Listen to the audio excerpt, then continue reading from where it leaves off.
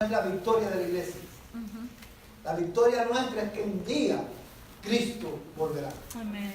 Y ese día, dice la Biblia, los muertos en Cristo resucitarán primero. Amén. Y luego nosotros, los que hayamos quedado, en un abrir y cerrar de ojos, seremos arrebatados juntamente con el Señor. Amén, hermano. Amén. Esa es nuestra victoria. Y es por eso, hermano, que el libro de Apocalipsis termina con esta oración. El Espíritu y la iglesia dice, ven. Sí, ven, Señor Jesús. Amén. Amados hermanos, quiero invitarle a que mire el boletín, su boletín, y ahí están los anuncios de las próximas actividades que tenemos. Solamente quiero, hermano, enfatizar que hoy por la tarde tenemos nuestro servicio de adoración al Señor. Y quiero animarle a que usted haga su tiempo para poder estar nuevamente hoy a las 6 de la tarde. La razón, siempre me gusta enfatizar la razón por la cual nos reunimos los domingos en la tarde también. Y es porque el domingo es el día del Señor. El domingo no es nuestro día, es el día, hermano, del Señor, en el cual venimos a adorar su nombre y a escuchar lo que Él tiene que decirnos a través de su palabra. Ahí también en el boletín están las familias por las cuales vamos a estar orando en esta semana y los motivos de oración en general de la iglesia. Y quiero animarle a todos los hermanos de nuestra congregación a que durante esta semana tomen tiempo para sentarse con su familia a estudiar la palabra de Dios. Y ahí tenemos el Catecismo Bautista para que usted tenga su culto familiar y así todos aprendamos de la palabra del Señor. Amén, hermano. Amén. El cristianismo no es algo que ocurre el domingo en la mañana. El cristianismo es el estilo de vida de todos aquellos que hemos sido redimidos por el poder de Jesucristo. Amén. El cristianismo, hermano, es nuestro estilo de vida, afecta la manera en que nosotros vivimos de lunes a lunes o de domingo a domingo. Amén, hermano. Nosotros somos cristianos no solamente el domingo, sino que somos cristianos el lunes, el martes, el miércoles, el jueves, viernes y sábado también. Y cada uno de esos días nosotros entendemos que Dios nos los da para que lo glorifiquemos a Él en todo lo que nosotros hacemos. Amén, hermano. Quiero invitarle a que mantenga sus Biblias abiertas ahí en Efesios capítulo 5. Y del pasaje que hoy leímos, que acabamos de leer, vamos a estar enfocados específicamente en el versículo 15 hasta el verso 17. Y quiero, hermano, invitarle a que incline su rostro para orar. Y vamos a pedir al Señor que Él nos ilumine a través de su palabra, que Él nos ilumine para que podamos entenderla, para que podamos aplicarla a nuestras vidas. Padre Celestial, en esta mañana nosotros venimos delante de ti para alabar tu nombre, para exaltarte por tu grandeza y por tu gran misericordia para con nosotros. En esta mañana, Señor, después de haberte adorado a través de nuestros cantos, después de haberte adorado a través de la lectura de tu palabra, después de haberte adorado, Señor, a través, Señor, de nuestras ofrendas, queremos, Señor, rogarte que tú nos hables a través de tu palabra. Amén. Señor, nosotros, todos los que estamos en esta mañana, en este lugar, en tu casa, ciertamente tenemos necesidades diferentes, tenemos problemas diferentes, tenemos, Señor, proyectos diferentes. Señor, pero lo que todos nosotros tenemos en común en esta mañana es que necesitamos desesperadamente escuchar tu voz a través de tu palabra. Amén. Y por eso te ruego en el nombre de Jesús que tú, Señor, nos ilumines para nosotros poder entenderlo. Abre nuestros oídos para poder oír tu voz. Amén. Abre nuestros ojos para poder ver la gloria de Cristo en tu palabra. Y danos un corazón entendido para entenderla. Amén.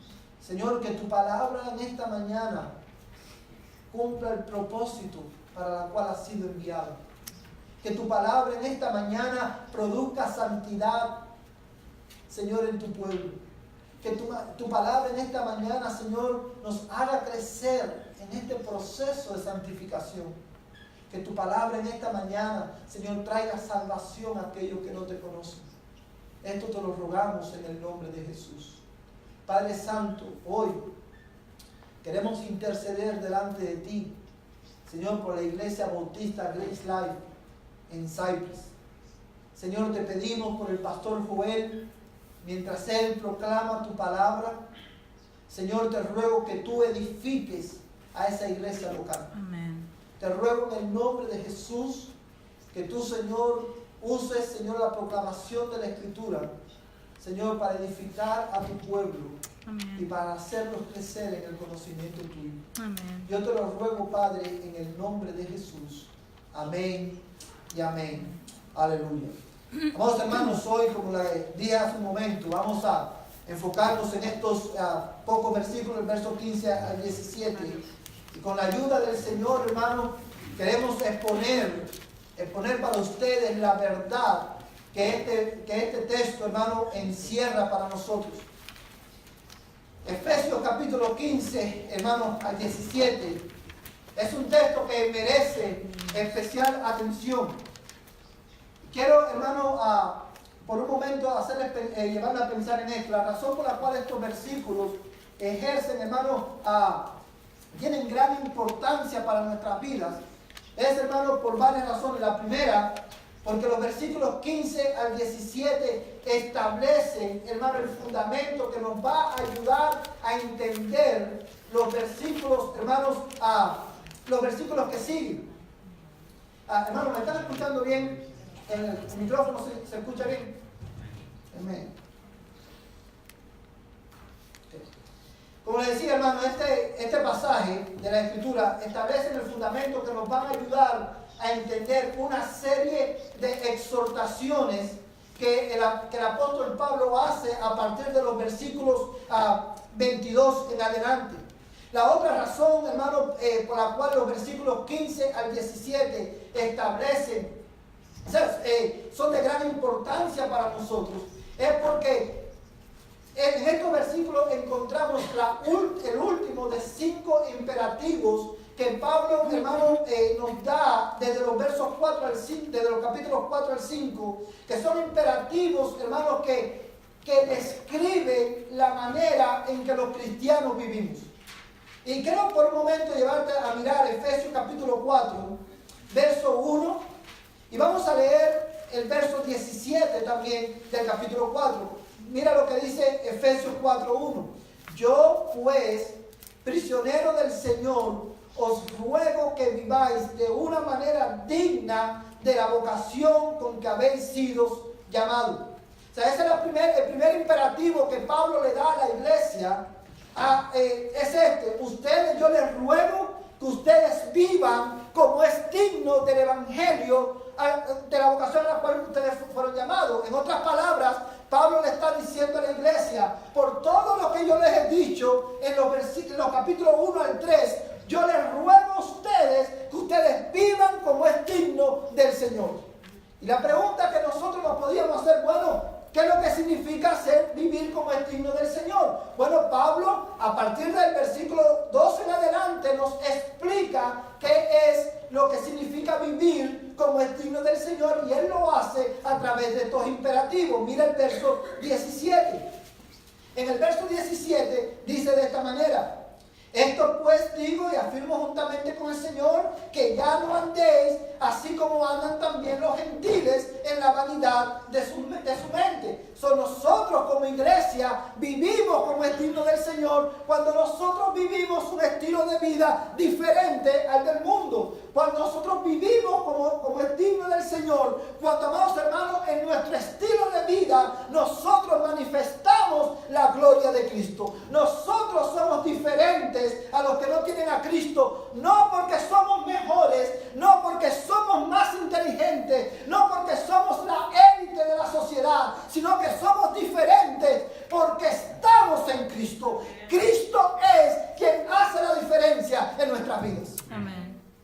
Y eso es lo que Pablo le dice en el verso 17. Ahora mira el capítulo 5, verso 1, y dice: sed pues imitadores de Dios como hijos amados, y andad en amor, así como también Cristo os amó y se dio a sí mismo por nosotros, ofrenda y sacrificio a Dios como fragante aroma. La otra manera, hermano, en la que nosotros vivimos como es digno del Señor, es cuando nosotros como cristianos no solamente vivimos de una manera diferente, sino que vivimos en amor. Nuestra vida se caracteriza por amar a Dios, porque Él nos amó primero, y por amar a nuestro prójimo. Mira también, amados hermanos, el versículo 8. Efesios capítulo 5, verso 8 dice: porque antes eras tinieblas, pero ahora sois luz en el Señor. Andad como hijos de luz. Vivir como es digno del Evangelio con el cual fuimos llamados implica también que los cristianos debemos de vivir como hijos de luz, porque estamos en Cristo, que es la luz del mundo. ¿Sí lo puede ver, hermano? Estos indicativos describen la manera en la que nosotros como cristianos debemos vivir. Y el versículo 15 dice: por tanto, tened cuidado cómo andáis, no como insensatos, sino como sabios. Y el verso 16 dice: aprovechando bien el tiempo, porque los días son malos. El quinto imperativo, hermano, es precisamente este, que es: debemos vivir como es digno del Señor. Vivir como es digno del Evangelio también implica vivir como sabios.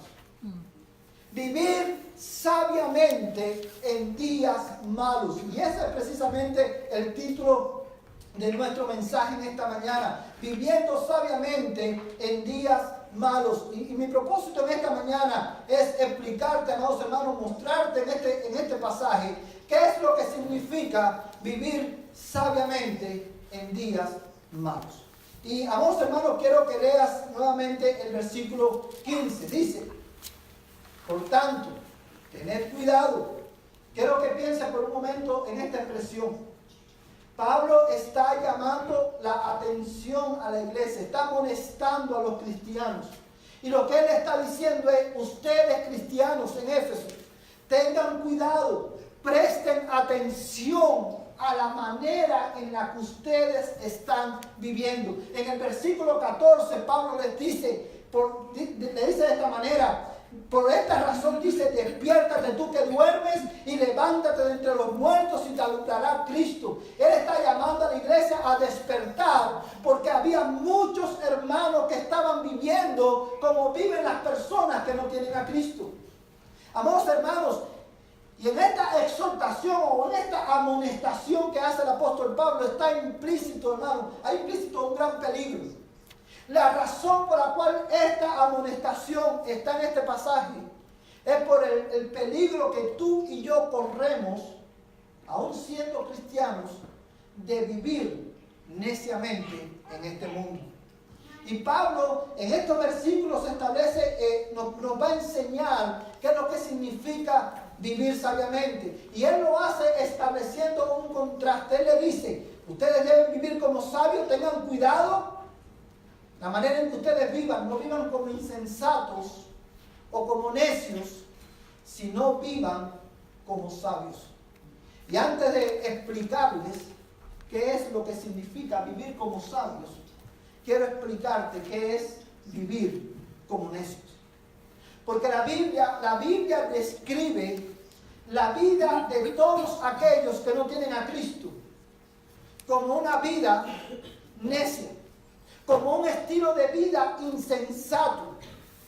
Y la razón por la cual la Biblia describe la vida de los que no tienen a Cristo como una vida insensata, no es, quiero ser muy claro en esto, no es porque los que no tienen a Cristo son brutos. No, hay personas que no tienen a Cristo que son muy inteligentes. La razón, amados hermanos, por la cual la Biblia llama a aquellos que viven sin Cristo necios o insensatos, es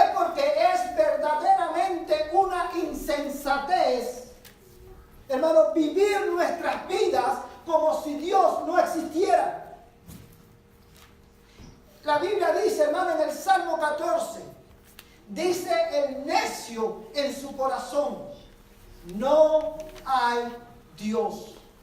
Y en Romanos capítulo 1, este es un pasaje que hemos discutido muchas veces en nuestra iglesia. En Romanos capítulo 1 dice la Biblia que el hombre sin Cristo, dice, profesando ser sabio, se hicieron necios. Y en el verso 25, si mal no recuerdo, dice Pablo, porque cambiaron la gloria de Dios por la gloria del hombre. Amados hermanos, el hombre sin Cristo, dice la Biblia que es necio, o lo voy a decir de otra manera, el necio es aquel que vive sus días como si Dios no existiera. Y Pablo le está diciendo a la iglesia, ustedes no deben de vivir como si Dios no existiera, porque eso es vivir neciamente. La otra razón por la cual vivir sin Cristo es una necedad es porque, como leímos en Eclesiastés capítulo 2, hermano, ningún placer de este mundo verdaderamente puede satisfacer tu corazón. Nada, te puedes entregarte al pecado, rendir tu vida al pecado. Es una necedad porque el pecado no te puede satisfacer. Es por eso que pecamos y pecamos y pecamos y nunca estamos satisfechos. Siempre va a haber un vacío en tu alma. Porque el pecado lo único que produce es muerte. Y la tercera razón por la cual vivir sin Cristo, o como si Dios no existiera, es una insensatez. Es porque dice la Biblia que por nuestro corazón no arrepentido y por la dureza, la terquedad de nuestro corazón, el hombre amontona ira sobre ira para el día de la revelación de los justos juicios de Dios. Y es por esta razón, que Pablo nos dice, no vivan, tengan cuidado como andén, iglesia. Presta atención a la manera en que ustedes viven. Presten atención a la manera en que ustedes funcionan en este mundo. No vivan neciamente, sino vivan como sabios. Ahora la pregunta es, ¿cómo nosotros vivimos sabiamente?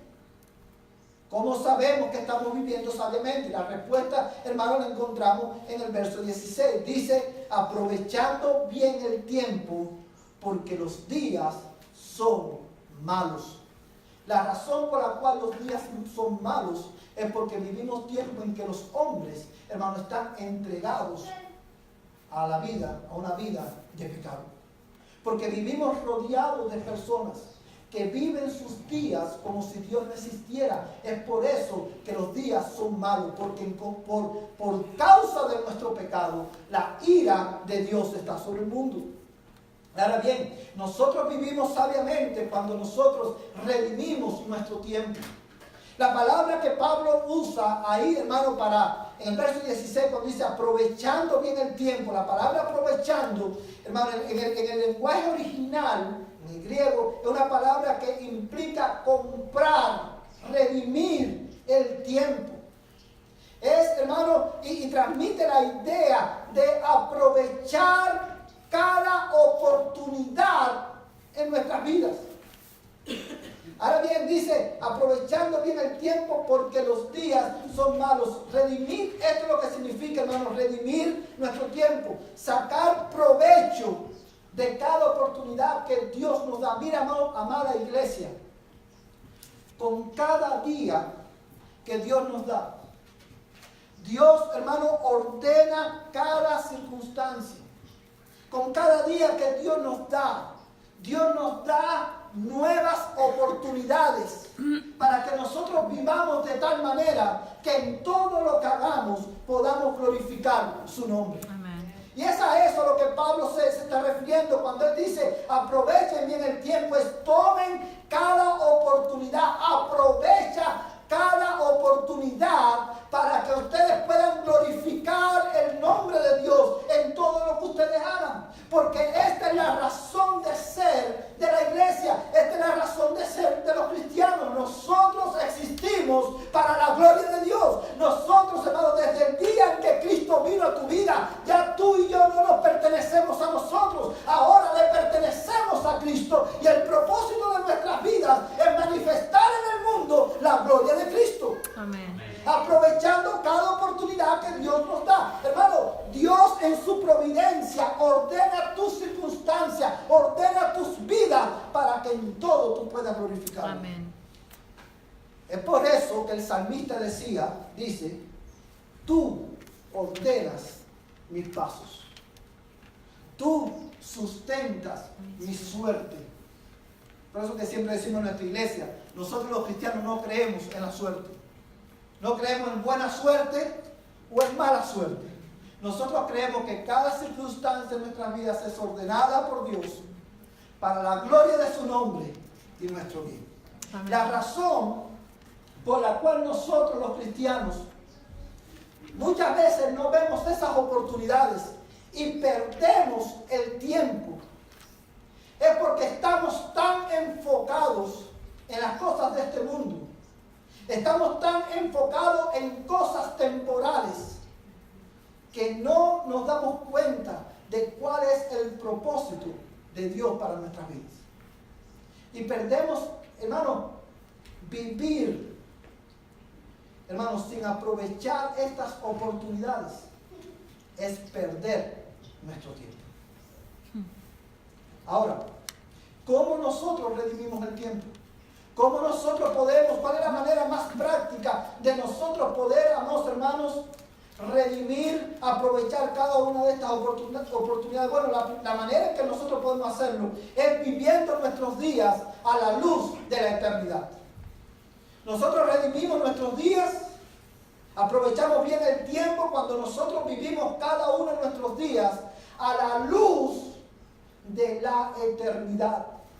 Vivir a la luz de la eternidad implica vivir, hermanos, nuestras vidas teniendo en cuenta que la vida de este lado, todo en esta vida es temporal. Nada por lo cual tú y yo nos afanamos en este mundo es eterno.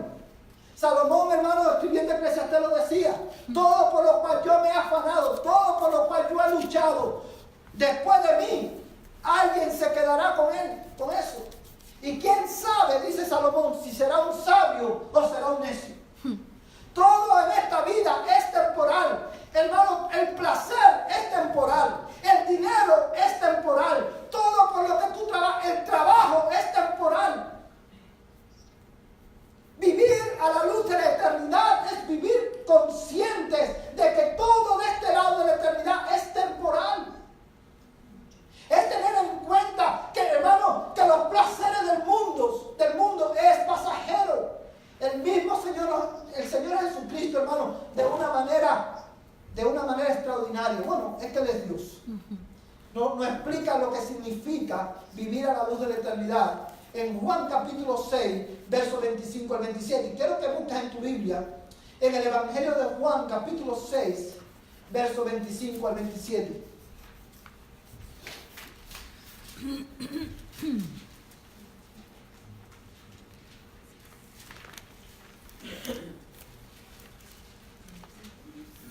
Amén.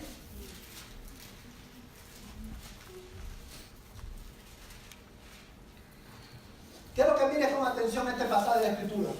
Dice Juan capítulo 6, versos 25 al 27. Dice así la Escritura. Cuando le hallaron al otro lado del mar, le dijeron, Rabí, ¿cuándo llegaste acá?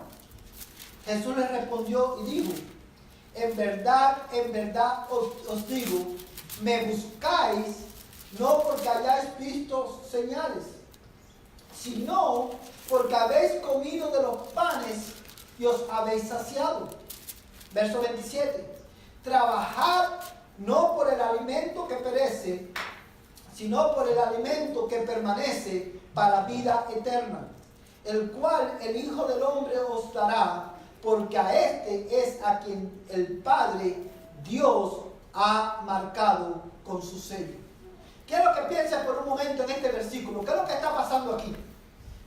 Jesús, hermano, no sé cuántos de ustedes recordarán, cuando estábamos predicando en el Evangelio de Juan, hacíamos mención, hermano, que Juan, en su Evangelio, a diferencia de los otros Evangelios, a diferencia de Mateo, Marcos y Lucas, Juan solamente recoge en su Evangelio 7 señales. ¿Cuáles son estas 7 señales? señales no se le llaman milagros, sino señales en el Evangelio de Juan, porque el propósito de estas señales era mostrar a los judíos y a los que estaban alrededor de Jesús que verdaderamente Jesucristo era el enviado de Dios para salvar a los pecadores. Eran las señales que Jesús hizo, estas obras milagrosas que Jesús hizo, tenían como propósito, era el testimonio del Padre de que verdaderamente Jesucristo es el Mesías. Era el testimonio del Padre que ya la espera había terminado, porque el reino de Dios había llegado en Jesucristo. Y dice la Biblia, en esta ocasión, que Jesús dice cuando llegaron, quiero que miren la ironía de este pasaje. Dice, cuando llegó al otro lado del mar, le dijeron rabí. Rabí significa maestro. Estos judíos y estos fariseos llaman a Jesús maestro, pero sin embargo no viven según sus enseñanzas. Quiero que vayas tomando nota de esto. Y él le dice, ¿cuándo llegaste acá? Y fíjate la respuesta de Jesús. Jesús no le responde la pregunta. Él le dice, en verdad os digo que me buscáis no porque hayáis visto señales. ¿Qué es lo que le está diciendo Jesús? Ustedes me buscan no por quién soy yo, porque las señales testifican de quién soy yo. Ustedes no me buscan por quién soy yo, ustedes me buscan por lo que yo puedo hacer. ¿Sí lo ven? Dice, ustedes no me buscan por las señales, ustedes me buscan porque comiste el pan y te saciaste. Esta gente estaba buscando a Jesús por cosas temporales. Ellos estaban buscando a Jesús para que Jesús le diera el pan, pero el pan que perece. Amados hermanos, y esta es la realidad, esto era una realidad en aquel tiempo y es una realidad en este tiempo también. Y es por eso que hoy, hermano, nosotros siempre llevamos a las personas a mirar a Cristo. Nosotros no debemos decirle nunca a una persona no cristiana, busca a Cristo para que Cristo te resuelva tu problema. Porque eso es idolatría.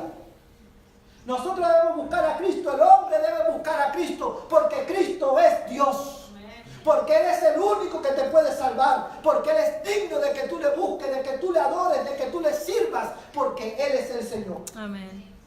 ¿Verdad? Y Jesús le dice, ustedes me buscan porque se saciaron. Y fíjate, hermano, el verso 27, trabajad no por el alimento que perece, sino por el alimento que permanece para vida eterna, el cual el Hijo del Hombre os dará, porque a este es a quien el Padre Dios ha marcado con su sello. En este pasaje Jesús está confrontando a la multitud con la verdadera motivación por la cual ellos le están buscando. Y Él les dice, trabajen por la comida que permanece. Amados hermanos, ¿qué es lo que le está diciendo Jesús aquí a los judíos? Él no le está diciendo, cuando Él dice, no trabajen por la comida que perece, sino por la que permanece. Lo que Él está diciendo no es, ustedes ya dejen de trabajar para sostenerse materialmente. Él lo que le está diciendo es, esfuércense, inviertan sus energías, invierte tu tiempo en crecer en el conocimiento de Dios, en alimentarte de este pan que permanece para siempre. Amén. Jesús dijo, yo soy el verdadero pan del cielo. El que de mí come no tendrá hambre jamás. Él le dijo a la mujer samaritana, yo soy el agua viva, el que de mí bebe no tendrá sed jamás. Y cuando Jesús le dijo, trabaja por la comida que permanece, que a vida eterna permanece, lo que le está diciendo es, invierte toda tu energía, invierte tu tiempo en buscar a Dios, invierte tu tiempo no en hacer tesoros en la tierra, porque los tesoros en la tierra son temporales. Invierte tu tiempo en hacer tesoros en el cielo, en buscar la gloria de Dios. Amén. Eso es vivir sabiamente, redimiendo nuestro tiempo. Iglesia, hoy nosotros hemos perdido de vista esta verdad. Y hoy, como iglesia, debemos devolvernos a la Escritura. Y la pregunta que yo te hago es, ¿cómo tú y yo estamos viviendo? ¿Estamos viviendo como necios, enfocados en las cosas temporales, viviendo como si Dios no existiera? ¿O estamos viviendo sabiamente, redimiendo nuestro tiempo, aprovechando cada oportunidad para la gloria de Dios? Hermano, aprovechar el tiempo, redimir el tiempo, implica también aprovechar cada oportunidad que Dios nos da para servirle a Él. Nosotros no tenemos tiempo de servir a Dios porque estamos enfocados en cosas temporales. Porque estamos más enfocados en nuestro reino que en el reino de Dios. Estamos más enfocados en nuestra gloria que en la gloria de Cristo. Por eso no tenemos tiempo para servir a Dios. La vida del hombre no depende de los bienes materiales que posea. Correr detrás de las cosas por las cuales corre este mundo es necedad. Dice Salomón, es correr tras el viento. Dedica tiempo, hermano, organiza tu tiempo, administra tu tiempo para crecer en el conocimiento de Dios y para servir a tu Dios. Porque eso es vivir sabiamente. Quiero hablarles por un momento a aquellos que están aquí, que quizás no tienen a Cristo. Quiero hablarles por un momento a aquellos que viven su vida sin Cristo. De la misma manera, y quiero que me preste atención en esta mañana, de la misma manera que la Biblia nos da imperativos que describen la vida de los cristianos, de esa misma manera la Biblia describe cuáles son las características, hermano, de las personas, de la vida de las personas que no tienen a Cristo. Y el mismo apóstol Pablo en Efesios, desde el capítulo 12 en adelante, incluso en el capítulo 4 y en el capítulo 5 dice que las personas sin Cristo están muertos espiritualmente. Eso significa que si usted está aquí en esta mañana y está fuera de Cristo, usted está muerto. Usted está muerto espiritualmente. ¿Qué es lo que significa eso? Que usted está separado de Dios. Porque usted es un pecador y Dios es santo. Pero dice la Biblia que usted está también en tinieblas. ¿Qué es lo que significa que está en tinieblas? Que usted vive su vida preso, esclavo de su propia naturaleza pecaminosa. Pero dice también la Biblia que usted está bajo el dominio de Satanás. Si usted cree que usted es libre, porque usted, ¿verdad? Como hemos dicho muchas veces, mucha gente dice, yo soy libre, yo no quiero ser cristiano, yo no quiero que nadie me diga lo que tengo que hacer. Si usted cree que usted es libre para hacer lo que usted quiera, usted está engañado. Porque dice la Biblia que usted es esclavo del pecado y está bajo el dominio de Satanás. Y a ti que estás en esa condición te quiero hablar por un momento. Porque usted que está muerto espiritualmente, usted necesita saber que la Biblia dice que Jesús es la resurrección y la vida. Amén. Que el que cree en Él, aunque esté muerto, vivirá. Amén. Usted que vive en tinieblas, es esclavo de su propia naturaleza pecaminosa, usted necesita saber que Jesús dice, yo soy la luz del mundo, el que me sigue no andará en tinieblas, sino que tendrá la luz de la vida. Amén. Usted que en esta mañana es esclavo de su pecado, usted que en esta mañana es esclavo de Satanás, está bajo el dominio de Satanás, usted necesita saber que Jesucristo dice, si el Hijo del Hombre te libertare, tú serás verdaderamente libre. Tú necesitas saber en esta mañana que solamente Jesucristo te puede hacer libre del poder del pecado. Solamente Jesucristo te puede hacer libre del poder de Satanás. Solamente Jesucristo te puede hacer libre de la ira venidera de Dios. Amén. Ahora, ¿cómo tú te puedes apropiar de estos beneficios de Cristo? Dice la Biblia que si nosotros creemos y nos arrepentimos de nuestros pecados y obedecemos a Cristo, Él perdonará tu pecado y te dará el don de la vida eterna. Vivir en pecado es una necedad. Vivir fuera de Cristo es una necedad. Por eso, como si Dios rogase por medio de mí, yo te ruego, hoy redime tu tiempo viniendo a Cristo. Arrepiéntete de tu pecado y confiesa a Jesús como el Señor de tu vida. Amén. Y tus pecados serán perdonados. Amén. Y Dios te dará el don de la vida eterna. Lo segundo que quiero que veas en el pasaje es que vivir sabiamente implica, hermano, vivir acorde a la voluntad de Dios. Nosotros, hermanos, vivimos sabiamente cuando vivimos acorde a la voluntad de Dios. Mira el verso 17.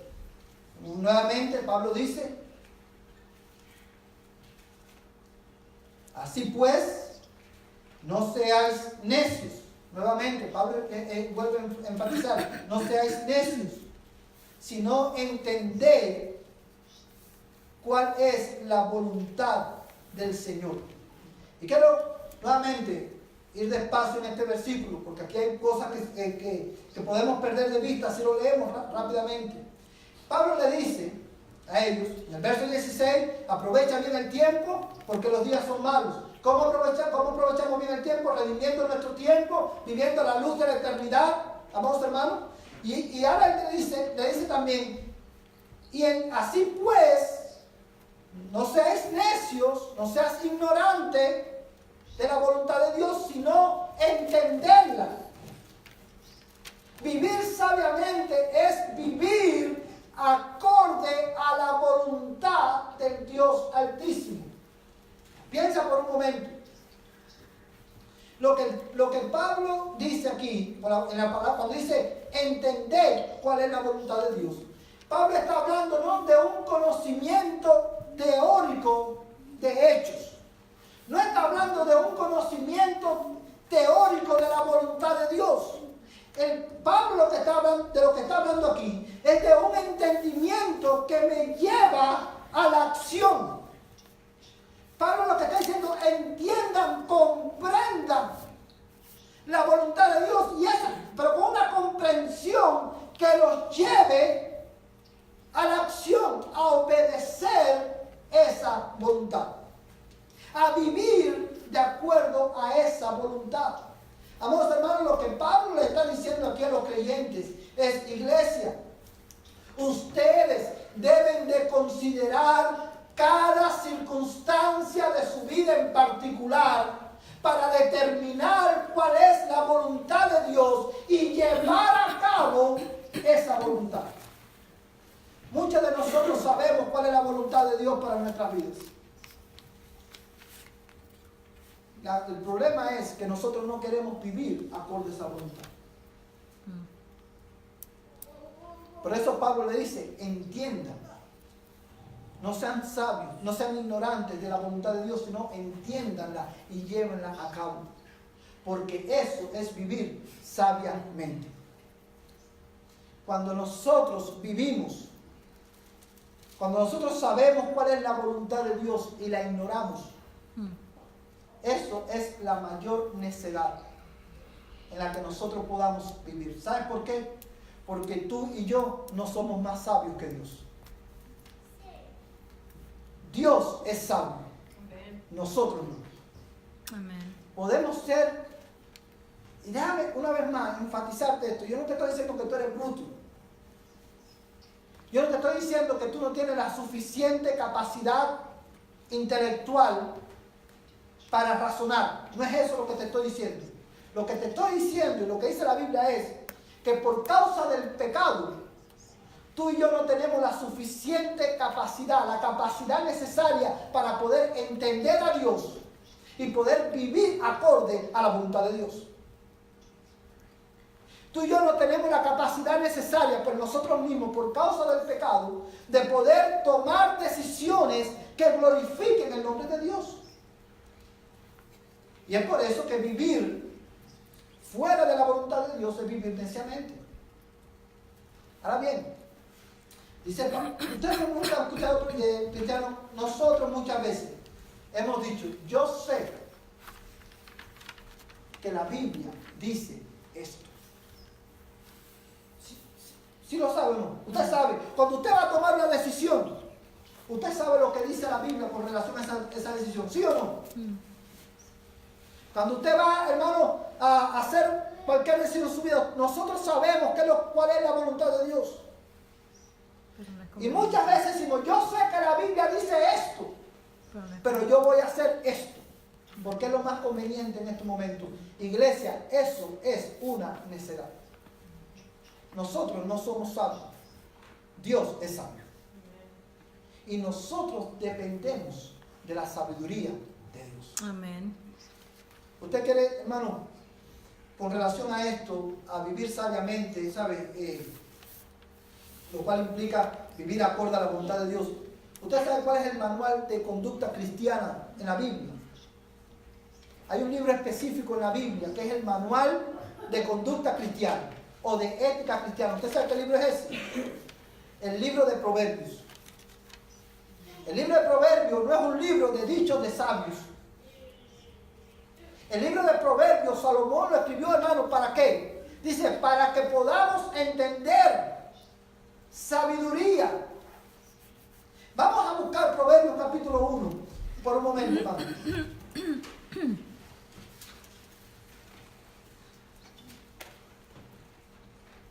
Proverbios capítulo 1, quiero que termines conmigo. El versículo 1 en adelante. Amén.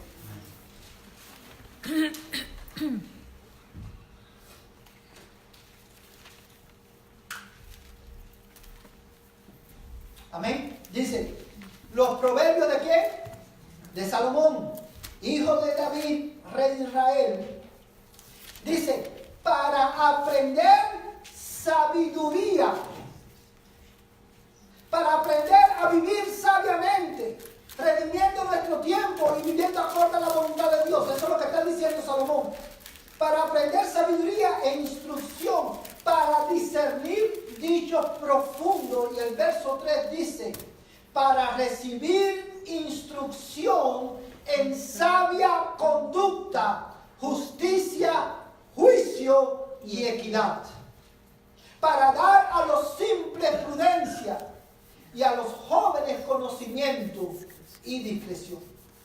Amados hermanos, el libro de Proverbios no es un libro, como decía, de dicho de gente sabia, ¿verdad?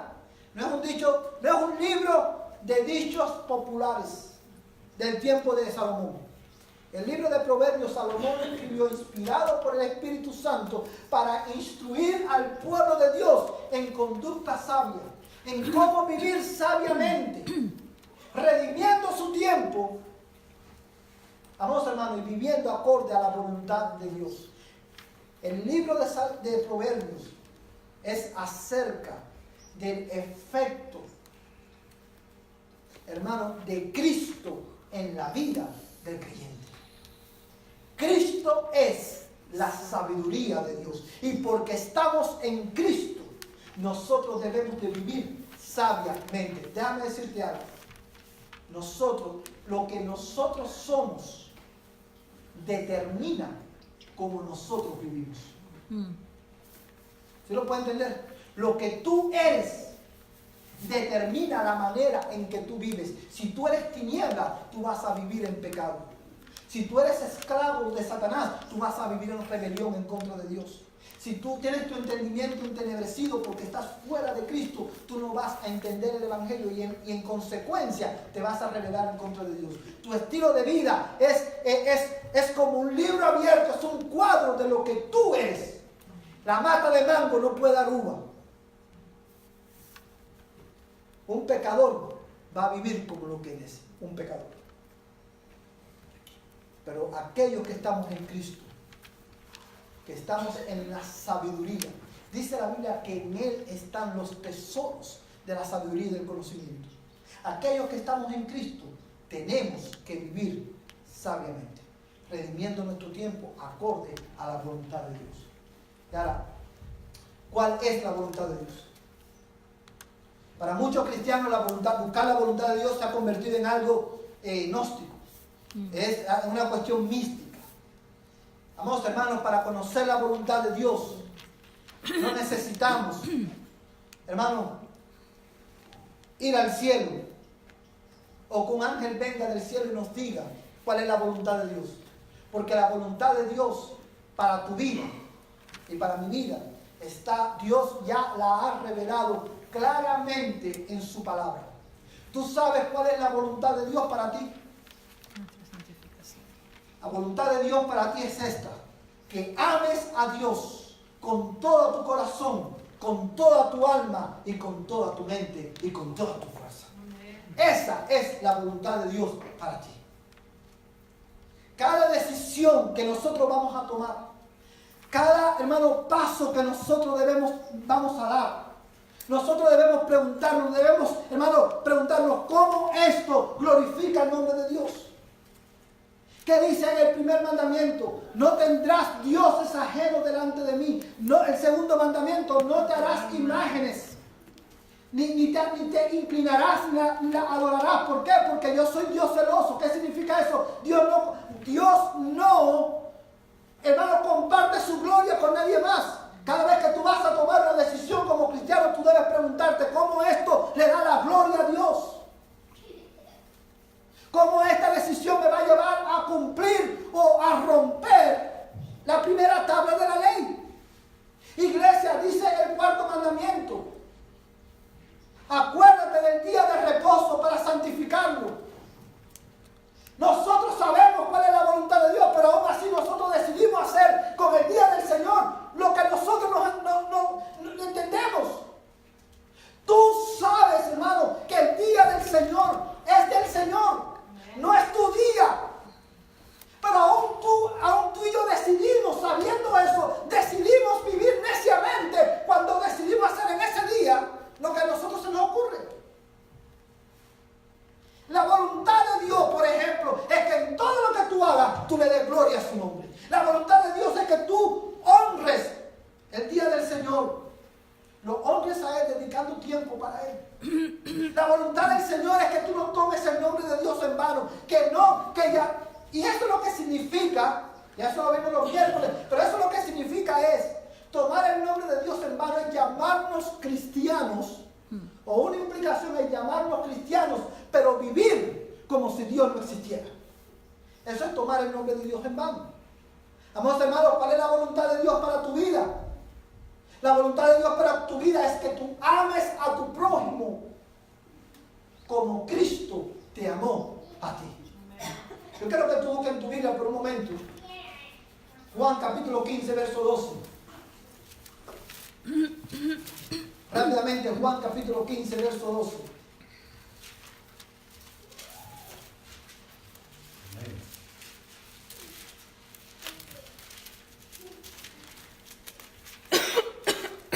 Amén.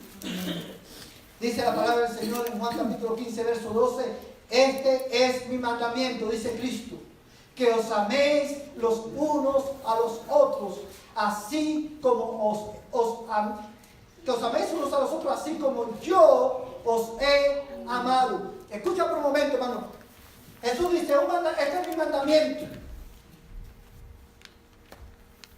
Dice: este es mi mandamiento, que os améis los unos a los otros, así como yo os he amado. Nosotros como cristianos, la voluntad de Dios es que nos amemos los unos a los otros, que amemos a nuestro prójimo como Él nos amó a nosotros, porque haciendo eso estaremos cumpliendo la segunda tabla de la ley, que son los otros 6 mandamientos.